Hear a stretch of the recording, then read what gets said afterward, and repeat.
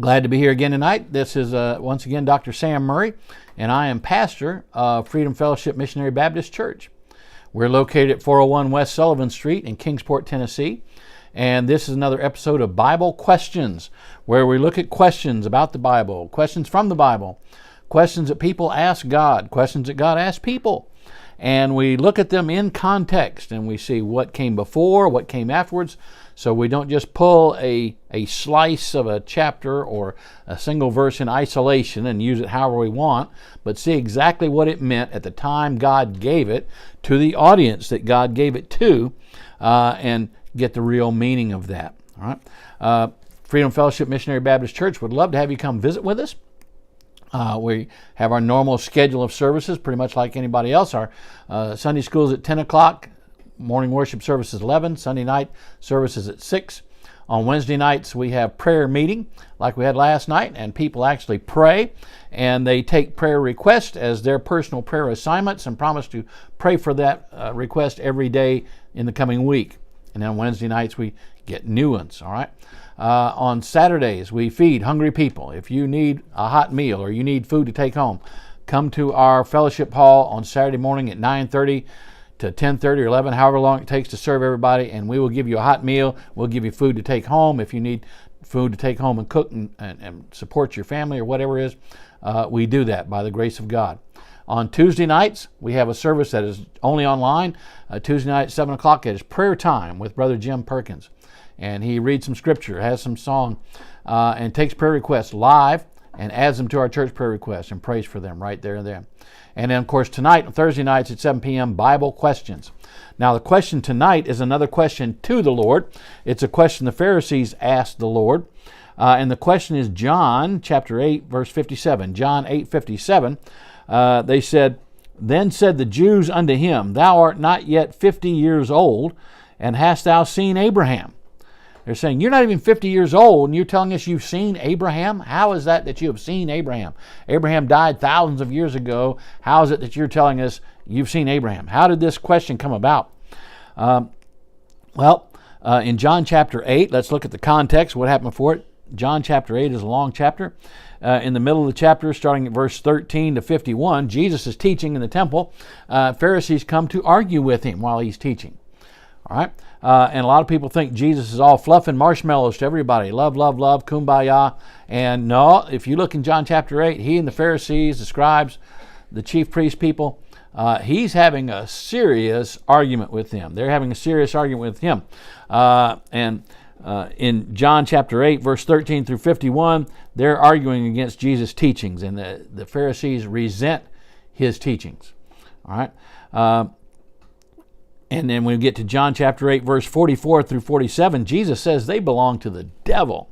John chapter 8, verse 44 beginning, "Ye are of your father the devil, and the lust of your father ye will do. He was a murderer from the beginning, and abode not in the truth, because there is no truth in him. When he speaketh a lie, he speaketh of his own, for he is a liar and the father of it. And because I tell you the truth, you believe me not. Which of you convinceth me of sin? If I say the truth, why do you not believe me? He that is of God heareth God's words. Ye therefore hear them not, because ye are not of God." Jesus never taught anything close to everybody on the planet being a child of God. No.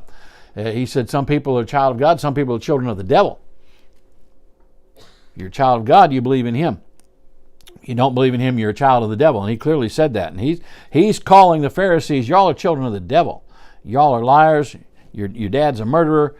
He's not tap dancing with it at all. All right. Now, get down to verse 52 and 53. The Pharisees, they turn around and say, Jesus, well, you're possessed of a devil. You've got a demon. John chapter 8, starting in verse 52. John chapter 8, starting in verse 52. "Then said the Jews unto him, Now we know that thou hast a devil. Abraham is dead, and the prophets, and thou sayest, If a man keep my saying, he shall never taste of death.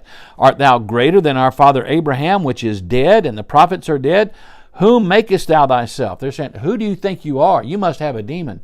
You're saying you're of Abraham. Well, Abraham is dead. The prophets are dead. You're making yourself out to be somebody super special. And they say, well, you must have a demon. Right? So they're going back and forth, accusing each other of working for the devil, belonging to the devil, having a demon, being demon-possessed. Jesus answers them in John chapter 8, verse 54 through 56. Verse 54 through 56. Jesus answered, "If I honor myself, my honor is nothing. It is my Father that honoreth me, of whom say ye that he is your God? Yet ye have not known him, but I know him. And if I should say I know him not, I shall be a liar like unto you, but I know him and keep his saying." Right? "And your father Abraham rejoiced to see my day, and he saw it and was glad." So Jesus is saying, I'm of the Father, you don't know the Father. You don't know God.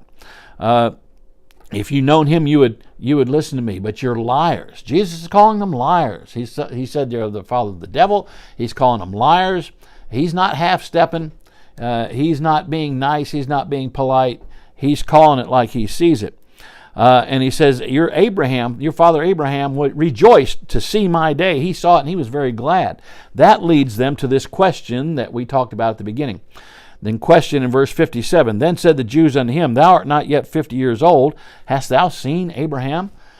They said, "You're not even 50 years old. How could you know Abraham? Have you seen Abraham? And you're not even 50 years old. Abraham died thousands of years ago. You're not even 50. You know, Jesus is like 30, 31, 32 in this, and you're saying, you know Abraham? You're not even 50 years old. How can you know Abraham? Now, Jesus answered that question in a very famous statement here in verse 58. In verse 58, he says, Jesus said unto them, Verily, verily, I say unto you, before Abraham was, I am. Jesus said unto them, before Abraham was, I am. See, before Abraham was even born, I am. I'm even older than Abraham. How much older than Abraham was? I am. He is saying he's God. He's claiming to be God right there. In Exodus chapter 3, verses 13 through 15, remember when God was speaking to Moses out of the burning bush. Exodus chapter 3, verse 13 through 15. God tells Moses, I want you to go down, talk to my people, tell them I'm going to bring them out of Egypt. In Exodus 3, 13 through 15, Moses asks, what's your name? When the people of Israel ask, what's your name? What do I tell them? Exodus 3, 13 through 15. And Moses said unto God, Behold, when I come unto the children of Israel, and shall say unto them, The God of your fathers hath sent me unto you, and they shall say to me, What is his name? What shall I say unto them? And God said unto Moses, I am that I am. And he said, Thus shalt thou say unto the children of Israel, I am, hath sent me unto you. And God said moreover unto Moses, Thou shalt say unto the children of Israel, The Lord God of your fathers, the God of Abraham, the God of Isaac, the God of Jacob hath sent me unto you. This is my name forever, and this is my memorial unto all generations. When Jesus said, before Abraham was, I am, he's saying he's God. He's saying he's God. That he knew Abraham personally, and he existed even before Abraham. We go to the first verses of the Gospel of John. In the beginning was the Word, and the Word was with God, and the Word was God. The same was in the beginning with God.